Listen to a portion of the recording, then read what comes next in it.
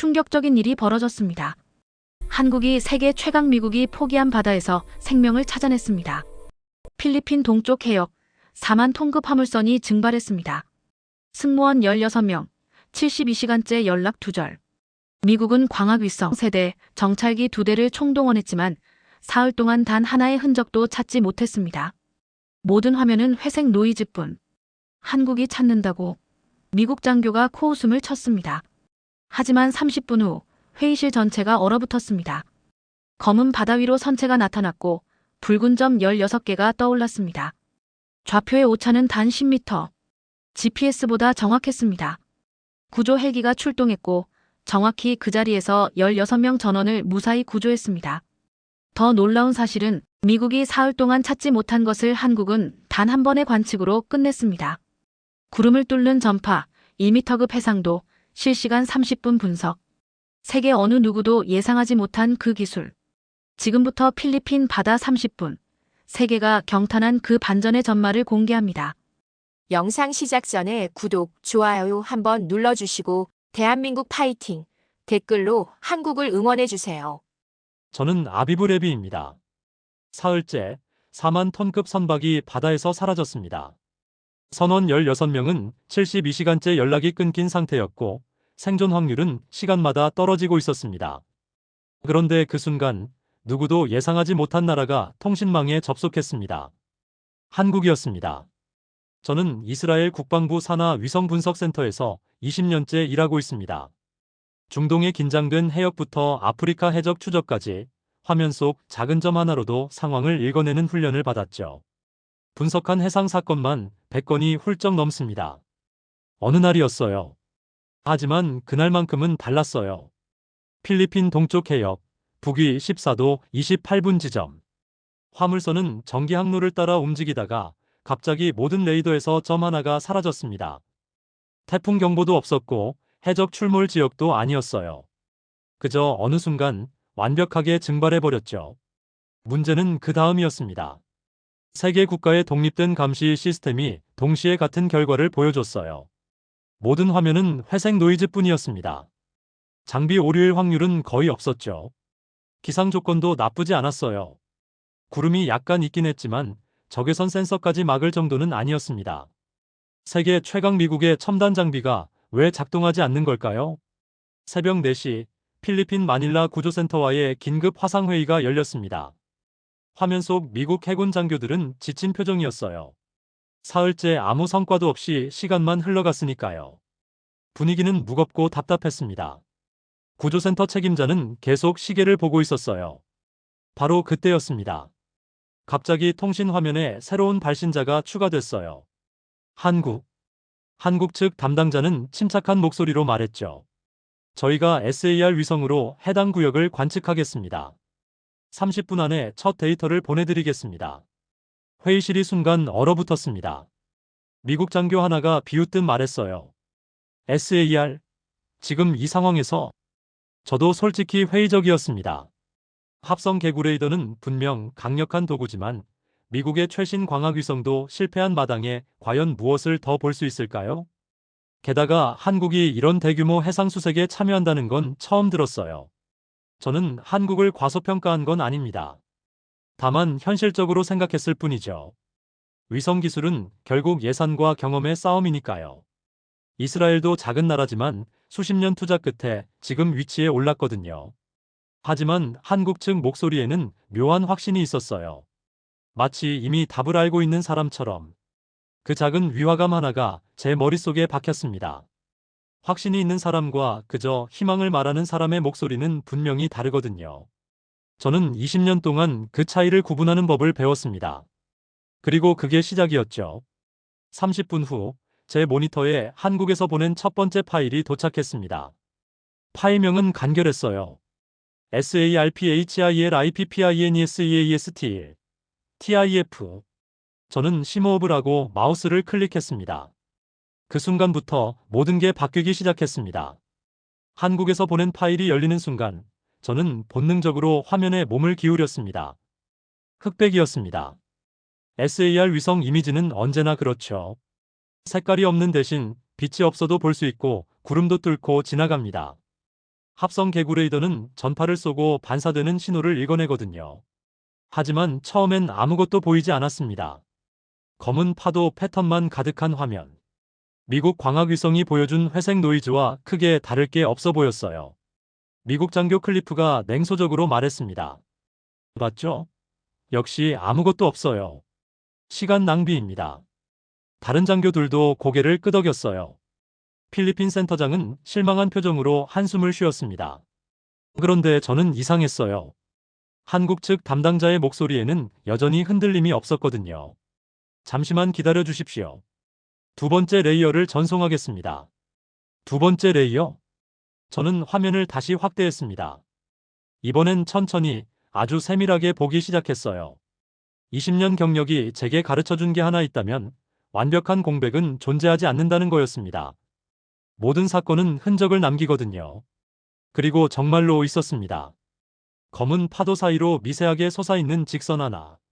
너무 가늘어서 노이즈처럼 보일 수 있지만 자연이 만든 패턴은 아니었습니다. 파도는 곡선을 그리지만 저건 완벽하게 일직선이었어요. 저는 숨을 멈췄습니다.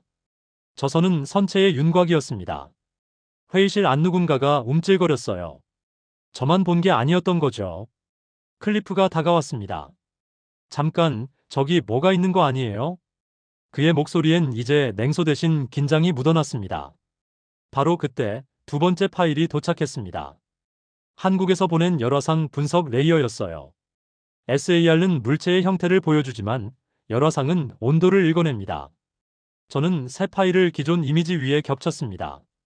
그 순간 화면이 바뀌었습니다. 검은 바다 위에 작은 붉은 점 하나가 떠올랐어요. 그리고 둘, 셋, 넷. 점들이 하나씩 나타나기 시작했습니다. 제 손가락이 떨렸어요. 저는 본능적으로 점의 개수를 세기 시작했습니다. 하나, 둘, 셋, 넷, 다섯, 열셋, 열넷, 열다섯, 16개. 정확히 16개의 열 신호였습니다.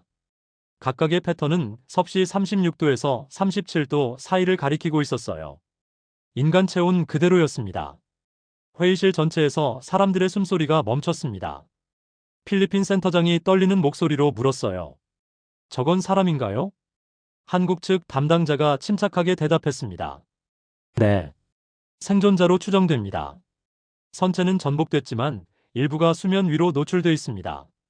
현재 좌표를 전송하겠습니다. 클리프는 아무 말도 하지 못했습니다. 그의 표정이 말해주고 있었어요. 어떻게 이게 가능하지? 저도 같은 생각이었습니다. 미국은 사흘 동안 최신 광학위성, 적외선 추적기, 정찰기를 동원했지만 아무것도 찾지 못했어요. 그런데 한국은 단 한 번의 관측으로 선체 위치와 생존자 수까지 정확히 파악했습니다. 저는 처음으로 깨달았습니다. 지금 무너지는 건 데이터가 아니라 우리의 확신이라는 걸. 그리고 한국은 이미 알고 있었던 겁니다. 어떻게 찾아야 하는지를. 한국에서 전송된 좌표가 화면에 떴습니다. 북위 14도 27분 43초, 동경 126도 15분 18초. 그리고 그 아래 작은 글씨로 오차 범위가 표시됐어요. 10m. 저는 순간 제 눈을 의심했습니다. 해상 수색에서 오차 10m는 사실상 기적에 가까운 수치거든요. 보통 위성 기반 좌표는 수백 미터 오차가 기본입니다. 파도와 해류, 표류 속도까지 계산하면 오차는 더 커지죠. 그런데 한국은 10m라고 말하고 있었습니다. 클리프가 중얼거렸어요. 이건 말이 안 돼. GPS보다 정확한데? 맞는 말이었습니다. 일반 GPS 오차 범위가 15m에서 30m 사이거든요. 한국은 위성 관측만으로 GPS보다 높은 정밀도를 보여준 거였습니다. 하지만 놀라운 건 그게 끝이 아니었어요. 한국 측 담당자가 계속해서 데이터를 전송했습니다. 선체 기울기 각도 23도, 예상 표류 속도 시속 1.8km, 현재 파고 2.3m, 풍속 초속 7m. 각각의 숫자가 정확했습니다. 제가 20년 동안 본 어떤 보고서보다 완성도가 높았어요. 필리핀 센터장이 물었습니다. 이 데이터는 어떻게 계산한 겁니까? 한국 측이 대답했죠. SAR 위성의 다중 편파 분석과 간섭 기법을 활용했습니다. 선체 재질의 반사 특성과 해수면, 패턴을 교차 분석했고요. 여러 상은 독립적으로 검증했습니다. 회의실은 조용했습니다. 저는 그 순간 깨달았어요. 한국은 단순히 선박을 찾은 게 아니었습니다. 완성된 구조 시나리오를 만들어낸 거였죠. 좌표만 있어도 대단한 건데 표류 방향까지 예측했어요. 선체 각도를 알면 구조팀이 어느 방향으로 접근해야 할지 바로 결정할 수 있습니다. 파고와 풍속 데이터는 헬기 출동 시간을 최적화하는 데 필수적이고요. 이건 관측이 아니라 설계였습니다. 미국 장교 하나가 조심스럽게 물었어요. 이 좌표의 신뢰도는 어느 정도입니까? 한국 측 담당자는 잠시 침묵했다가 대답했습니다. 95% 이상입니다. 95%. 위성 분석에서 95% 신뢰도는 거의 확신에 가까운 수치였습니다. 클리프가 뒤로 물러났어요. 그의 얼굴엔 이제 냉소가 아니라 당혹감이 가득했습니다. 어떻게 이게 가능하죠? 저도 궁금했습니다. 하지만 동시에 확신도 들었어요. 한국은 이 기술을 오래전부터 준비해왔다는 걸. 필리핀 센터장이 결단을 내렸습니다. 구조 헬기를 즉시 출동시킵니다. 기준 좌표는 한국 데이터를 따르겠습니다. 미국 장교들은 아무도 반박하지 않았어요. 반박할 근거가 없었거든요. 저는 모니터를 보면서 생각했습니다. 사흘 동안 우리가 보지 못한 걸 한국은 30분 만에 찾아냈어요. 단순히 찾은 게 아니라 구조까지 완벽하게 설계해낸 겁니다. 이건 기술력의 차이가 아니었습니다. 접근 방식 자체가 달랐던 거죠. 그리고 저는 그날 처음으로 깨달았습니다. 작은 나라라고 해서 기술이 뒤처지는 건 아니라는 걸. 오히려 생존을 위해 더 정밀해지고 더 효율적으로 움직인다는 걸. 한국이 바로 그런 나라였습니다. 구조 헬기가 출동했습니다. 필리핀 공군 시코르스키 헬기 2대가 마닐라 기지를 떠나 북동쪽으로 향했어요. 한국이 보낸 좌표까지는 약 120km, 비행시간 45분이었습니다. 저는 회의실에 남아 실시간 추적 화면을 지켜봤습니다. 화면 왼쪽엔 헬기의 GPS 위치가 초록색 점으로, 오른쪽엔 한국 목표 지점이 빨간색 원으로 표시됐어요. 그 원의 반경이 바로 오차 범위 10m였죠. 클리프가 제 옆에 섰습니다. 그는 팔짱을 낀 채 화면을 노려보고 있었어요. 믿고 싶지 않지만 무시할 수도 없는 표정이었습니다. 그가 낮은 목소리로 물었어요. 레비, 솔직히 어떻게 생각해요? 저 좌표 정말 믿을만할까요? 저는 화면을 보면서 대답했습니다. 데이터는 완벽했습니다. 열신호 16개, 선체 각도, 표류 속도 모든 게 논리적으로 맞아떨어졌어요. 하지만 그건 데이터 얘기잖아요. 현장은 다르죠. 맞는 말이었습니다. 위성 분석과 실제 구조 작업 사이엔 언제나 간극이 있거든요. 클리프가 말했어요. 우리는 사흘 동안 최선을 다했어요. 최신 장비를 전부 동원했고요. 그런데 한국이 30분 만에 찾았다? 이게 말이 됩니까? 저는 그의 심정을 이해했습니다. 자존심이 아니라 20년 넘게 쌓아온 확신이 흔들리는 순간이었죠. 저도 같은 기분이었으니까요. 그때 헬기 조종사의 목소리가 들려왔습니다. 목표 지점까지 20km, 고도 500m로 하강 중입니다. 필리핀 센터장이 물었어요. 시야 확보는 됩니까? 조종사가 대답했죠. 구름이 좀 있지만 괜찮습니다. 해상 상태 양호합니다. 저는 손에 땀이 났습니다. 만약 한국 좌표가 틀렸다면, 만약 그 자리에 아무것도 없다면, 그럼 선원 16명의 생존 가능성은 더 낮아지고 국제 구조 협력에도 큰 타격이 생기죠. 헬기의 초록색 점이 빨간색 원에 점점 가까워졌습니다. 15km, 10km, 5km. 조종사의 목소리가 다시 들렸습니다. 목표 지점 2km 전방. 유관 확인 준비합니다. 회의실 전체가 조용해졌어요. 1km, 500m. 조종사의 말이 끊겼습니다. 5초 정도의 침묵이 흘렀어요. 회의실 안 모든 사람이 숨을 참았습니다. 클리프의 주먹이 굳게 쥐어져 있었어요. 그때 조종사의 목소리가 다시 들렸습니다. 확인했습니다. 시각적 확인 완료. 필리핀 센터장이 다급하게 물었습니다. 뭘 확인했습니까? 조종사가 대답했어요. 선박입니다. 전복된 선박이 보입니다. 정확히 한국 좌표 위치입니다. 그 순간 회의실에서 안도의 한숨이 터져나왔습니다. 저는 의자 등받이에 몸을 기댔어요. 심장이 빠르게 뛰고 있었습니다. 클리프는 아무 말도 하지 않았습니다. 그는 그저 화면을 보면서 천천히 고개를 끄덕였어요. 조종사가 계속 보고했습니다. 선체 일부가 수면 위로 노출돼 있습니다. 각도는 대략 20도에서 25도 사이로 보입니다. 한국이 보낸 데이터는 23도였습니다. 오차이도. 저는 그 순간 깨달았습니다. 한국은 추측한 게 아니었어요. 정확히 알고 있었던 겁니다. 그리고 이제 남은 건 단 하나였습니다. 그 선체 위에 정말로 사람들이 살아있느냐는 것. 조종사가 고도를 더 낮췄습니다. 헬기가 선체 상공 50m까지 내려가자 카메라가 선명한 영상을 전송했어요. 검은 철판이 파도 사이에서 비스듬히 솟아 있었습니다. 한국이 예측한 대로 23도 각도였어요. 필리핀 센터장이 물었습니다. 생존자는 보이십니까? 조종사가 잠시 침묵했습니다. 그리고 말했어요. 있습니다. 선체 위에 사람들이 있습니다. 회의실이 술렁였습니다. 카메라가 주민했어요. 작은 점들이 움직이기 시작했습니다. 사람들이었어요. 그들은 헬기를 보자마자 손을 흔들었습니다. 하나, 둘, 셋. 저는 본능적으로 세기 시작했어요. 5, 6, 7, 12, 13, 14, 16. 정확히 16명이었습니다. 한국 위성이 포착한 열신호와 숫자까지 완벽하게 일치했어요. 제 손이 떨렸습니다. 한국은 위성 화면 하나로 선체 위치, 기울기 각도, 생존자 수까지 전부 정확히 파악한 겁니다. 조종사가 말했습니다. 구조작전 시작합니다. 필리핀 센터장이 지시했어요. 승인합니다. 전원 구조하십시오. 구조대원이 줄을 타고 내려갔습니다. 선원들은 질서정연하게 대기하고 있었어요. 사흘 동안 버텼지만 이제 살 수 있다는 희망이 보인 거죠. 미국은 사흘 동안 최신 장비를 총동원했지만 찾지 못했어요. 그런데 한국은 단 한 번의 SAR 관측으로 모든 걸 찾아냈습니다. 클리프가 제 옆에서 중얼거렸습니다.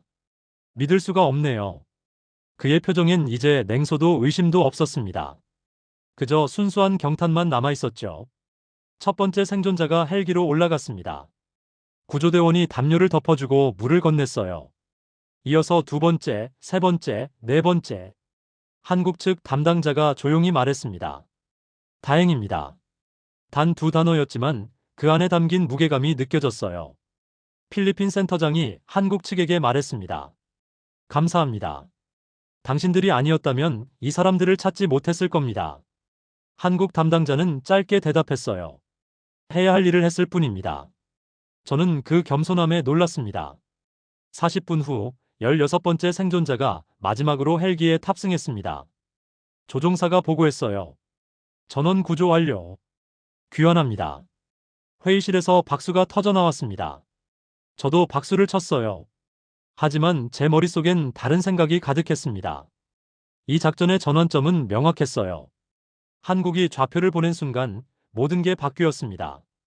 필리핀은 한국 데이터를 기준으로 작전을 전환했고 미국은 더 이상 반박하지 않았어요. 구조망의 주도권은 조용히 하지만 확실하게 한국으로 넘어갔습니다. 클리프가 말했습니다. 레비, 솔직히 인정할게요. 우린 졌어요. 저는 고개를 저었습니다. 진 게 아닙니다. 우리가 배운 거죠. 그가 씁쓸하게 웃었어요. 그게 그거 아닌가요? 아니었습니다. 이건 경쟁이 아니라 협력이었으니까요. 하지만 누가 더 정확했는지는 명백했습니다. 한국이었습니다. 그리고 저는 그날 마음속으로 결심했어요. 이 나라에 대해 더 알아야겠다고. 그들이 어떻게 이런 기술을 만들었는지, 어떤 철학으로 움직이는지. 단순한 호기심이 아니었습니다. 배워야 할 필요성이었죠. 사건이 끝난 후 저는 한국에서 받은 데이터를 다시 열어봤습니다. 회의실은 조용했어요. 구조 헬기는 돌아갔고 미국 장교들도 자리를 떠났습니다. 하지만 저는 남아있었죠. SAR 이미지를 천천히 확대하면서 저는 처음 봤을 때와는 다른 것들을 발견하기 시작했습니다. 한국이 보낸 첫 번째 파일에는 이미 모든 게 들어있었어요. 선체 윤곽, 기울기 각도, 노출 부분의 정확한 길이. 심지어 선체 재질의 반사 특성까지. 이건 단순한 관측이 아니었어요. 과학이었습니다. 저는 미국 광학위성 이미지를 옆에 띄워놨습니다. 미국 위성은 구름 때문에 아무것도 보지 못했어요. 회색 노이즈만 가득했습니다. 하지만 한국 SAR은 구름을 뚫고 지나갔죠. 저는 두 번째 레이어, 열화상 분석을 다시 열었어요. 16개의 붉은 점이 선명했습니다. 각 점 옆에는 숫자가 표시되어 있었어요. 36.2도, 36.8도, 37.1도. 개별 체온까지 측정되어 있었습니다.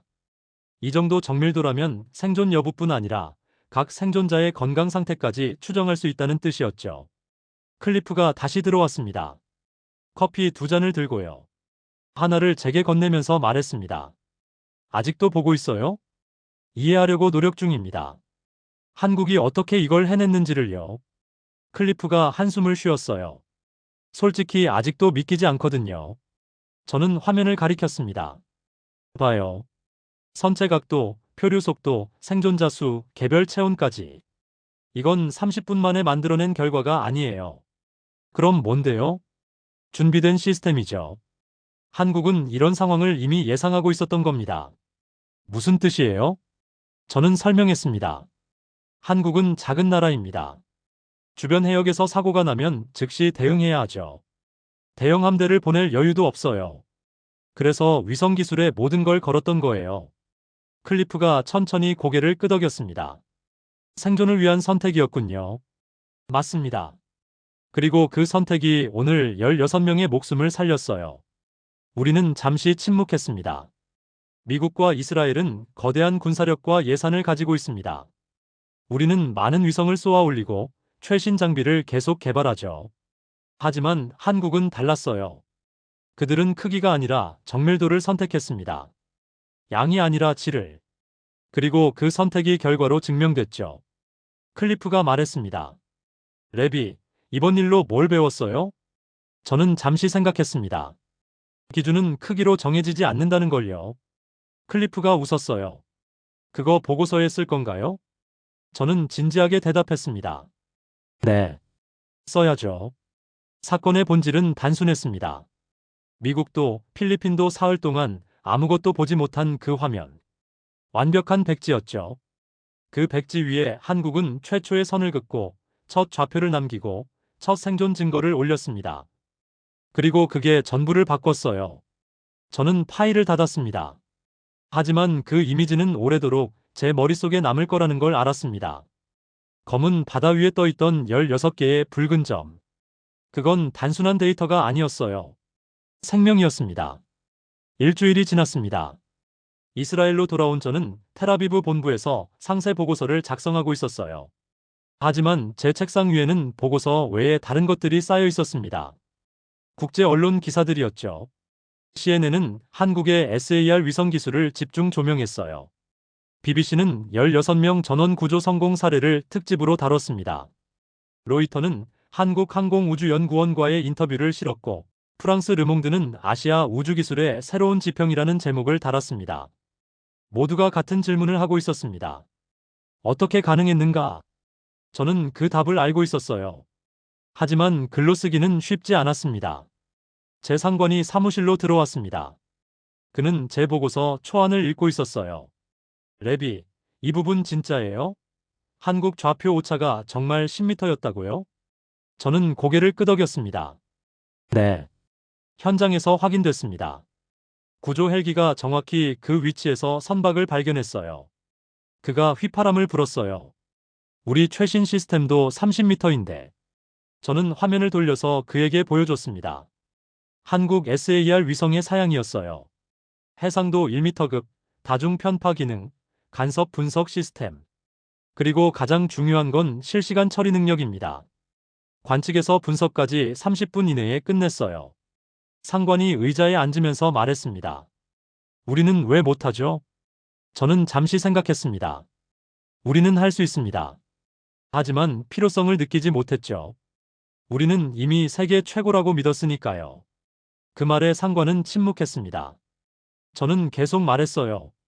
한국은 달랐습니다. 그들은 작은 나라였고 주변에 긴장 요소가 많았어요. 생존을 위해서는 더 빨라야 했고 더 정확해야 했죠. 그래서 10년 넘게 이 기술에 투자했습니다. 상관이 물었습니다. 그럼 우리는 뭘 해야 하죠? 저는 보고서의 마지막 장을 넘겼어요. 제 권고사항이 적혀 있었습니다. 배워야 합니다. 한국과의 기술 협력 프로그램을 제안합니다. 상관이 놀란 표정을 지었어요. 우리가 한국에게서? 저는 단호하게 대답했습니다. 네. 이번 사건이 증명했습니다. 한국은 단순한 추격자가 아니에요. 특정 분야에서는 이미 기준을 만드는 나라입니다. 상관은 한참 동안 보고서를 보다가 천천히 고개를 끄덕였습니다. 저는 창밖을 봤어요. 지중해가 보였습니다. 필리핀 동쪽 바다에서 일어난 일이 여기 텔아비브까지 파문을 일으키고 있었어요. 단순히 16명을 구조한 사건이 아니었습니다. 패러다임이 바뀐 거였죠. 작은 나라도 세계 최고가 될 수 있다는 것. 크기가 아니라 집중과 효율로 승부할 수 있다는 것. 그리고 조용히 하지만 확실하게 결과로 증명할 수 있다는 것. 한국이 바로 그런 나라였습니다. 저는 보고서의 마지막 문장을 다시 읽었어요. 한국은 추격자가 아니다. 기준을 만드는 나라다. 이 한 줄이 제가 필리핀에서 배운 모든 것을 담고 있었습니다. 그리고 이 깨달음은 저뿐만 아니라 전 세계 위성 분석가들에게도 퍼져나가고 있었어요. 조용한 나라의 울림은 생각보다 멀리 그리고 깊게 퍼져나가고 있었습니다. 3개월이 흘렀습니다. 저는 지금 인천공항에 서 있습니다. 제 손에는 한국항공우주연구원 초대장이 들려 있어요. 이스라엘 국방부가 승인한 첫 기술 교류 프로그램이었습니다. 처음 제안했을 때 많은 사람들이 의아해했어요. 왜 우리가 배워야 하느냐고. 하지만 저는 확신했습니다. 필리핀 바다 위에서 본 것이 답이었으니까요. 공항 밖으로 나가자 한국 측 담당자가 기다리고 있었습니다. 레비 박사님, 환영합니다. 초대해 주셔서 감사합니다. 그날 이후로 계속 궁금했어요. 그는 겸손하게 웃었습니다. 보여드리겠습니다. 차로 이동하는 동안 저는 창밖을 봤어요. 서울의 하늘에는 빌딩들이 솟아 있었습니다. 작은 나라라고 생각했던 곳이 이렇게 역동적이었다니. 항공우주연구원에 도착하자 연구진이 저를 맞이했습니다. 친절했지만 동시에 자신감이 넘쳤어요. 자랑이 아니라 결과로 증명된 자신감이었습니다. 제어실에 들어갔을 때 저는 숨을 멈췄습니다. 거대한 스크린에 실시간 SAR 위성 영상이 떠 있었어요. 한반도 주변 해역이 선명하게 보였습니다. 해상도, 처리 속도, 분석 시스템 모두 최고 수준이었죠. 한 연구원이 설명했습니다. 저희는 작은 나라입니다. 큰 함대를 운용할 여유가 없어요. 그래서 하늘에서 모든 걸 봐야 했습니다. 필요가 혁신을 만들었군요. 맞습니다. 그리고 우리는 포기하지 않았습니다. 그 말이 제 가슴에 와닿았어요. 이스라엘도 작은 나라입니다.